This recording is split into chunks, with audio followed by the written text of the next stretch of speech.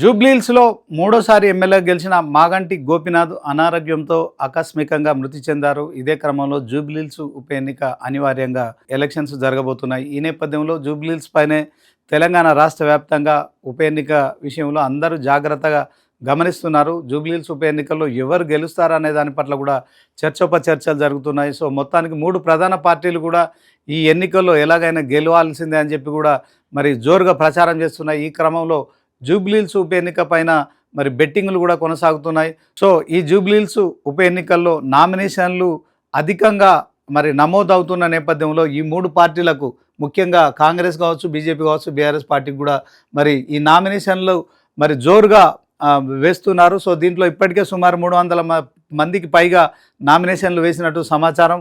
ఎందుకంటే నిన్న ఒక్కరోజే సుమారు 188 టోకెన్లు ఇచ్చారు. అంతకుముందు ఒక 93 నామినేషన్లు కూడా దాఖలయ్యాయి. సో దీంట్లో మరి నిన్న అర్ధరాత్రి తర్వాత కూడా నామినేషన్ల పరిశీలన ప్రక్రియ అయితే కొనసాగింది. 3 గంటల వరకు మాత్రమే నామినేషన్లు స్వీకరించాల్సిన పరిస్థితి. అయితే చాలామంది నామినేషన్లు వేయడానికి రావడంతో టోకెన్లు ఇచ్చారు అధికారులు. సో ఆ టోకెన్లు తీసుకున్న వాళ్ళంతా కూడా అర్ధరాత్రి వరకు కూడా తమ నామినేషన్లు వేయడం కావచ్చు.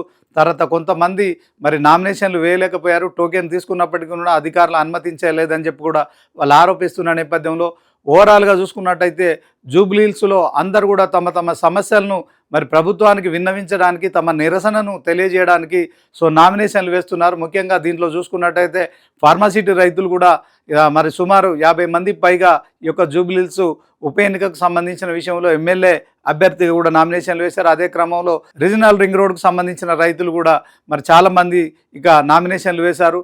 ప్రభుత్వం ఖచ్చితంగా తమ భూములు తీసుకోవద్దంటూ ఫార్మాసిటీ రైతులు, అదే క్రమంలో త్రిబుల్-ఆర్కు సంబంధించిన అంశంలో తమ భూములు తీసుకోవద్దని చెప్పి అక్కడి రైతులు కావచ్చు, తర్వాత ఉస్మానియా యూనివర్సిటీకి సంబంధించిన విద్యార్థులు కూడా కొంతమంది మరి నామినేషన్లు వేశారు. ఇక అదే క్రమంలో చాలామంది నిరుద్యోగులు కావచ్చు, తర్వాత గ్రూప్ 1 విషయంలో కావచ్చు, సో ఆ ఉద్యోగాలకు పరీక్షలు రాసిన వాళ్ళు కావచ్చు, సో వీళ్ళందరూ కూడా ఎవరికి తోచిన అంటే సమస్యలు ఉన్న నేపథ్యంలో ఆ సమస్యలను కూడా ప్రభుత్వం మరి దృష్టికి తీసుకెళ్లడానికి ఒక నామినేషన్ అయిన కార్యక్రమాన్ని కూడా వాళ్ళు వేదికగా కూడా తీసుకున్నారు. సో మొత్తానికి జూబ్లీహిల్స్ ఉప ఎన్నికల్లో సుమారు 300 పైగా నామినేషన్లు దాఖలైనట్టు కూడా తెలుస్తుంది. ఈ నేపథ్యంలోనే 3 ప్రధాన పార్టీలే ప్రధానంగా పోటీ పడుతున్నప్పటికీ కూడా సో ఎవరైతే మరి నామినేషన్లు వేశారో వాళ్ళంతా కూడా మరి మాల సామాజిక వర్గానికి సంబంధించిన కొంతమంది కూడా ఏబిసిడి వర్గీకరణలో మాకు అన్యాయం జరిగిందంటూ సుమారు 50 మంది పైగా కూడా వాళ్ళు కూడా నామినేషన్లు దాఖలు చేయడం కావచ్చు. సో మొత్తానికి సో ఎవరికి ఏ సమస్య ఉన్నప్పటికీ కూడా ఆ సమస్య పరిష్కారం కోసం ప్రభుత్వం కావచ్చు, ఇప్పుడున్న ప్రభుత్వం కావచ్చు, గత ప్రభుత్వం కావచ్చు, సో మాకు అన్యాయం జరిగింది, సో ఎవరిని మరి ఆశ్రయించినప్పటికీ, ఎవరికి మా గోడు చెప్పుకున్నప్పటికీ కూడా మాకు పరిష్కారం దొరుకుతలేదు. వారు నామినేషన్ వేస్తున్నట్టు స్పష్టమవుతుంది. అయితే వారు నామినేషన్ వేసిన తర్వాత మరి ఇక పోటీలో ఉంటారా లేకుంటే విత్డ్రా చేసుకుంటారా? ఈ నేపథ్యంలో ప్రభుత్వం వారి సమస్యల విషయంలో ఎలాంటి పరిష్కారం చూపుతుందా అనే దాని పట్ల మరి ప్రభుత్వం ఏం చెప్తుంది, దాని పట్ల మరి నామినేషన్ వేసిన సుమారు 250 పైగా మంది అభ్యర్థులు రేపు పొద్దున ఏం నిర్ణయం తీసుకుంటారో అదే జరిగితే కనుక ఇప్పటి వరకు ఏ ఎన్నికల్లో కూడా మరి ఈ స్థాయిలో రికార్డు స్థాయిలో నామినేషన్లు అయితే దాఖలు కాలేదు. సో ఈ నేపథ్యంలోనే ప్రభుత్వం వీరందరినీ ఎలా సముదాయిస్తుంది?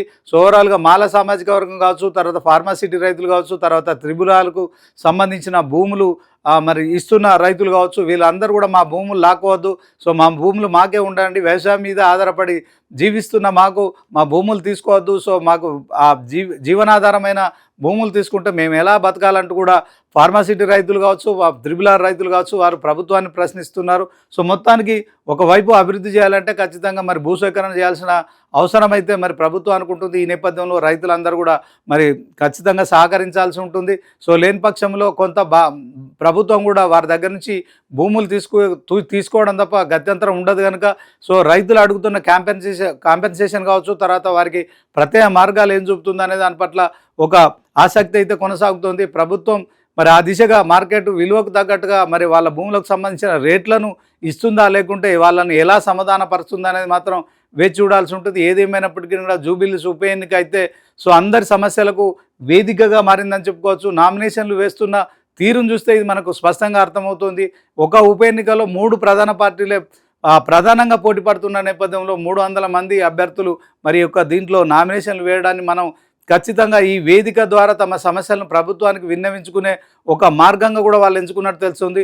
సో ఇలాంటి సమస్యల నేపథ్యంలో ఇటు కాంగ్రెస్ కావచ్చు, గతంలో ఉన్న బీఆర్ఎస్ ప్రభుత్వానికి కావచ్చు, అలాగే కేంద్రంలో ఉన్న బీజేపీ ప్రభుత్వానికి ఇది కొంత మరి పార్టీలకు కావచ్చు, ఆ నాయకులకు కావచ్చు, నేతలకు కావచ్చు కొంత బేజారు కలిగిస్తున్న అంశం. ఎందుకంటే మరి 300 మంది కనుక పోటీలో ఉంటే, 200 మంది కనుక పోటీలో ఉంటే ఖచ్చితంగా బ్యాలెట్ ద్వారానే ఈ యొక్క ఎన్నిక జరగాల్సి ఉంటుంది. సో దాంట్లో బ్యాలెట్లో కొంత కన్ఫ్యూజ్ అయ్యి కొన్ని ఓట్లు కూడా తారుమారయ్యే పరిస్థితి ఉంటుంది. అదే క్రమంలో కౌంటింగ్ చేయడం కూడా ఇబ్బందిగా ఉంటుంది కనుక సో దీన్ని మరి అన్ని పార్టీలకు కూడా కొంత ఇది బేజారు కలిగించే అంశం, కొంత ఆందోళన కూడా కలిగిస్తున్న నేపథ్యంలో ఈ 3 పార్టీలు మరి ఆ నామినేషన్ వేసిన అభ్యర్థులను పిలిచి మాట్లాడతారా లేకుంటే ఏం చేస్తారనేది మాత్రం వేచి చూడాల్సి ఉంటుంది.